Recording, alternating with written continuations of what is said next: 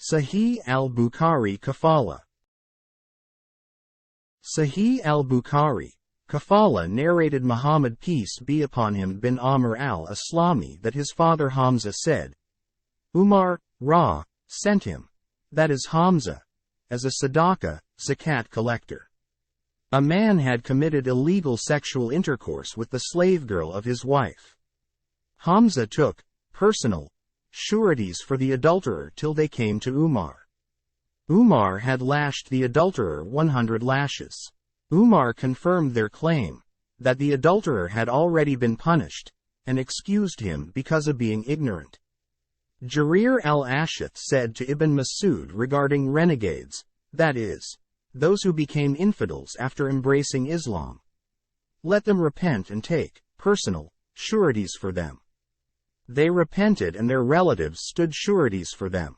According to Hamad, if somebody stands surety for another person and that person dies, the person giving surety will be released from responsibility. According to al-Hakam, his responsibilities continues. Sahih al-Bukhari 2290 reference 39 Hadith 1. Sahih al-Bukhari, Kafala narrated Abu Huraira. The Prophet said, an Israeli man asked another Israeli to lend him 1,000 dinars. The second man required witnesses. The former replied, Allah is sufficient as a witness. The second said, I want a surety. The former replied, Allah is sufficient as a surety. The second said, you are right, and lent him the money for a certain period. The debtor went across the sea. When he finished his job, he searched for a conveyance so that he might reach in time for the repayment of the debt, but he could not find any. So, he took a piece of wood and made a hole in it, inserted in it 1,000 dinars and a letter to the lender and then closed, that is sealed, the hole tightly. He took the piece of wood to the sea and said, O Allah, you know well that I took a loan of 1,000 dinars from so and so. He demanded a surety from me, but I told him that Allah's guarantee was sufficient and he accepted your guarantee. He then asked for a witness and I told him that Allah. Sahih al-Bukhari 2291 reference 39 Hadith 2. Sahih al-Bukhari, Kafala was sufficient as a witness, and he accepted you as a witness. No doubt, I tried hard to find a conveyance so that I could pay his money but could not find, so I hand over this money to you. Saying that, he threw the piece of wood into the sea till it went out far into it, and then he went away. Meanwhile he started searching for a conveyance in order to reach the creditor's country. One day the lender came out of his house to see whether a ship had arrived bringing his money, and all of a sudden he saw the piece of wood in which his money had been deposited. He took it home to use for fire. When he sawed it, he found his money and the letter inside it. Shortly after that, the debtor came bringing 1,000 dinars to him and said, By Allah, I had been trying hard to get a boat so that I could bring you your money, but failed to get one before the one I have come by. The lender asked, Have you sent something to me? The debtor replied, I have told you I could not get a boat other than Sahih al-Bukhari 2291 reference 39 Hadith 2. Sahih al-Bukhari, Kafala the one I have come by. The lender said, Allah has delivered on your behalf the money you sent in the piece of wood. So, you may keep your 1,000 dinars and depart guided on the right path. Sahih al-Bukhari 2291 reference 39 Hadith 2. Sahih al-Bukhari, Kafala narrated Sa'id bin Jubair. Ibn Abbas said, in the verse, To everyone we have appointed. Mawaliya means ones. Heirs. 4.33. And regarding the verse, and those with whom your right hands have made a pledge. Ibn Abbas said, when the emigrants came to the Prophet in Medina, the emigrant would inherit the Ansari while the latter's relatives would not inherit him because of the bond of brotherhood which the Prophet established between them. That is the emigrants and the Ansar. When the verse, And to everyone we have appointed heirs. 4.33 was revealed. It cancelled the bond, the pledge, of brotherhood regarding inheritance. Then he said, the verse, to those also to whom your right hands have pledged, remained valid regarding cooperation and mutual advice, while the matter of inheritance was excluded and it became permissible to assign something in one's testament to the person who had the right of inheriting before. Sahih al-Bukhari 2292 Reference 39 Hadith 3.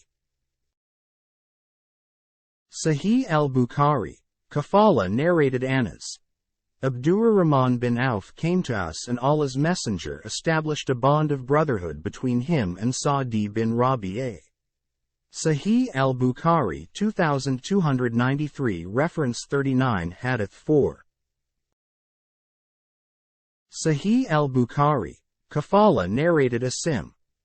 I heard Anas bin Malik, have you ever heard that the Prophet said, there is no alliance in Islam? He replied, the Prophet made alliance between Quraysh and the Ansar in my house. Sahih al-Bukhari 2294 Reference 39 Hadith 5. Sahih al-Bukhari, Hawaala narrated Salama bin al-Aqwa. A dead person was brought to the Prophet so that he might lead the funeral prayer for him. He asked, is he in debt?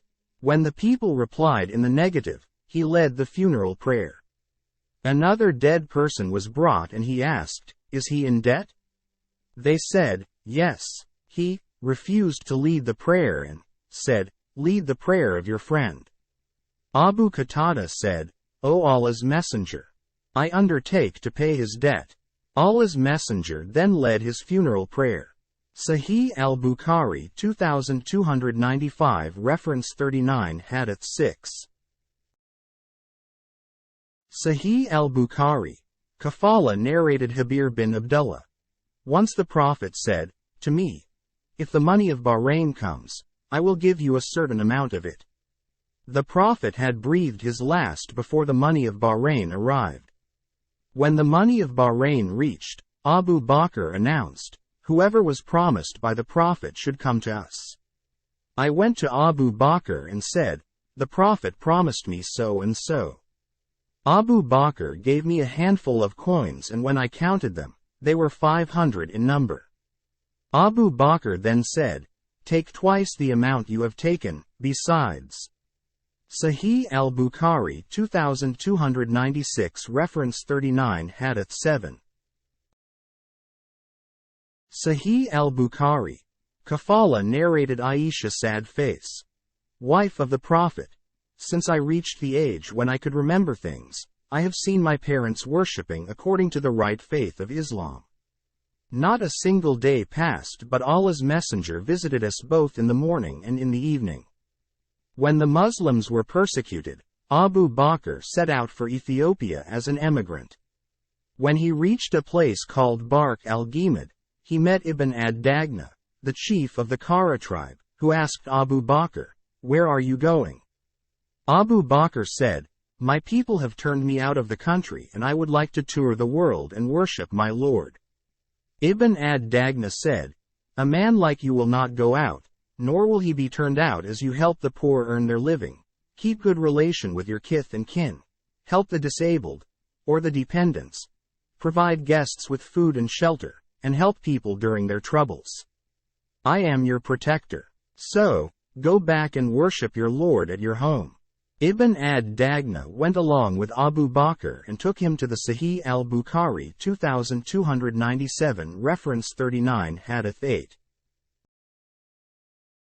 Sahih al-Bukhari, Hawaala chiefs of Quraysh saying to them, a man like Abu Bakr will not go out, nor will he be turned out. Do you turn out a man who helps the poor earn their living, keeps good relations with kith and kin, helps the disabled, provides guests with food and shelter, and helps the people during their troubles? So, Quraysh allowed Ibn ad-Dagna's guarantee of protection and told Abu Bakr that he was secure, and said to Ibn ad-Dagna, advise Abu Bakr to worship his Lord in his house and to pray and read what he liked and not to hurt us and not to do these things publicly, for we fear that our sons and women may follow him." Ibn ad-Dagna told Abu Bakr of all that, so Abu Bakr continued worshipping his Lord in his house and did not pray or recite Quran aloud except in his house. Later on, Abu Bakr had an idea of building a mosque in the courtyard of his house. He fulfilled that idea and started praying and reciting Quran there publicly. The women and the offspring of the pagans started gathering around. Sahih al-Bukhari 2297 reference 39 Hadith 8. Sahih al-Bukhari, kafala him and looking at him astonishingly. Abu Bakr was a soft-hearted person and could not help weeping while reciting Quran. This horrified the pagan chiefs of Quraysh. They sent for Ibn ad-Dagna, and when he came, they said, "We have given Abu Bakr protection on condition that he will worship his Lord in his house, but he has transgressed that condition and has built a mosque in the courtyard of his house and offered his prayer and recited Quran in public. We are afraid lest he mislead our women and offspring. So, go to him and tell him that if he wishes he can worship his Lord in his house only, and if not, then tell him to return your pledge of protection, as we do not like to betray you by revoking your pledge, nor can we tolerate Abu Bakr's public declaration of Islam, his worshipping." Aisha added, Ibn ad-Dagna came to Abu Bakr and said, "You know the conditions on which I gave you protection, so you should either abide by those conditions or revoke my protection, as I do not like to." Sahih al-Bukhari 2297 reference 39 Hadith 8. Sahih al-Bukhari, kafala. Hear the Arabs saying that Ibn ad-Dagna gave the pledge of protection to a person and his people did not respect it. Abu Bakr said, "I revoke your pledge of protection and am satisfied with Allah's protection." At that time Allah's Messenger was still in Mecca, and he said to his companions, "Your place of emigration has been shown to me. I have seen salty land, planted with date palms and situated between two mountains, which are the two Hiras." So, when the Prophet told it, some of the companions migrated to Medina, and some of those who had migrated to Ethiopia returned to Medina. When Abu Bakr prepared for emigration, Allah's Messenger said to him, "Wait, for I expect to be permitted to emigrate." Abu Bakr asked, "May my father be sacrificed for your sake, do you really expect that?" Allah's Messenger replied in the affirmative. So, Abu Bakr postponed his departure in order to accompany Allah's Messenger and fed 2 camels which he had, with the leaves of samur trees for 4 months. Sahih al-Bukhari 2297 reference 39 Hadith 8. Sahih al-Bukhari, kafala. Narrated Abu Huraira, whenever a dead man in debt was brought to Allah's Messenger, he would ask, "Has he left anything to repay his debt?" If he was informed that he had left something to repay his debts, he would offer his funeral prayer. Otherwise he would tell the Muslims to offer their friends funeral prayer. When Allah made the Prophet wealthy through conquests, he said, "I am more rightful than other believers to be the guardian of the believers, so if a Muslim dies while in debt, I am responsible for the repayment of his debt, and whoever leaves wealth, after his death, it will belong to his heirs." Sahih al-Bukhari 2298 reference 39 Hadith 9.